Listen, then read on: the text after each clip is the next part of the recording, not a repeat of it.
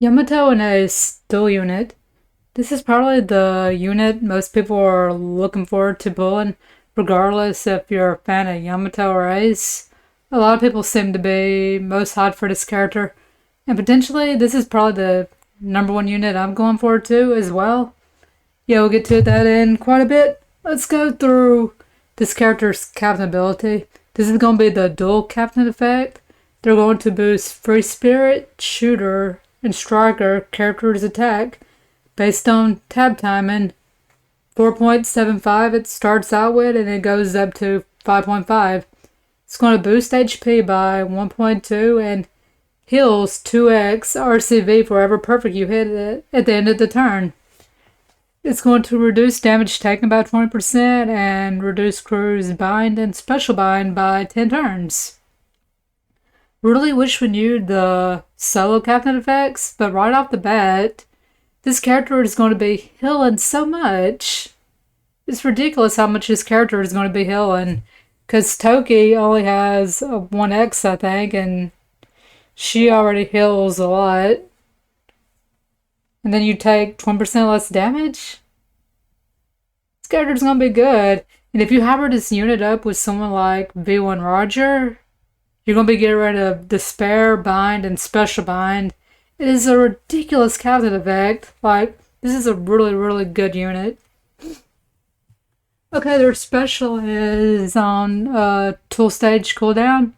We'll read their second one, but it's going to reduce free spirit, shooter, and striker character special charge time by 2 turns. It's going to deal 400x time the character's attack and non-type damage to all enemies and make it much easier to hit perfects for 2 turns. It's going to boost damage dealt to ignited enemies by 1.75 for 2 turns. It's going to boost characters' attack by 2.75 for 2 turns. That is a really good special. I mean, their crew effect, I can tell you right now, they do not have special rewind resistance. If they did, this unit would be beyond bonkers. It already is really good. Let's get to their other stuff real quick.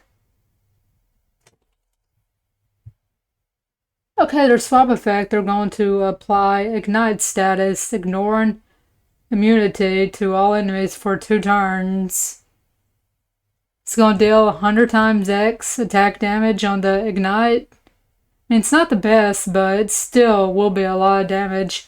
It's going to set the chain multiplier up to 2.5 and at a maximum value of 3.5 for 2 turns. It's going to change your character's own slot to block to matching.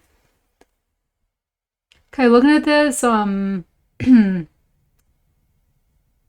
could probably get through resilience, but you'd have to tank a hit, which is really good, getting through resilience as a sub on any team, pretty much. And send the chain effect to that. It's a really good sub. Probably one of the best subs you could do in the game. And their final tap is going to... I'm going to guess this is at a 5 because 8 point is just too high to be at a level 1. But it's going to set the chain multiplier to 8 point at 0 and change character slot to 1-0. Yeah, that's a really good final tap ability. I mean, it's probably not as good as V2 Straw Hats or V1 Yamato, but it's still really good nonetheless. Let's get to their PvP abilities and crewmate abilities. Okay, they're going to boost base stats of free spirit, shooter, and strikers attack by 125 and going to make strength and tandem slots count as matching slot effects for free spirit, shooter, and striker characters. That is really good. I just wish they could have reduced special rewind or whatever, but it is what it is. It's still a good crewmate ability. Okay, their realm ability is they're going to boost free spirit, striker, HP by 5 times, attack by 5, and they're going to give Sept shield for 5 turns for the first 30 seconds of battle, and self special CT by speed, level 3. Yeah, I'm not a big Power Rumble person. Yeah, we'll have to see what that shield's going to be. It makes them not take any damage for the first 30 seconds of battle, or at least take 80% less damage. I mean, still be really good. Okay, their Rumble special is going to target enemies within large range for horizontal for attack 4x and target self and 2 low HP current teammates for attack up and critical percent up level 8 and then 300 HP per interval healing 20 seconds. Yeah, like I said, I probably don't know what half the stuff is. I'm really not into PvP that much. But it's going to be a good unit for this free spirit. Tim's. Yeah, overall, I think this unit is probably the most valuable to own because it's going to be the best sub. You could hybrid off the new Kaido or Luffy, but this, I mean, you could run them as a captain or it'd be just a really good sub as well. That's why I think this is probably the most valuable unit to pull for.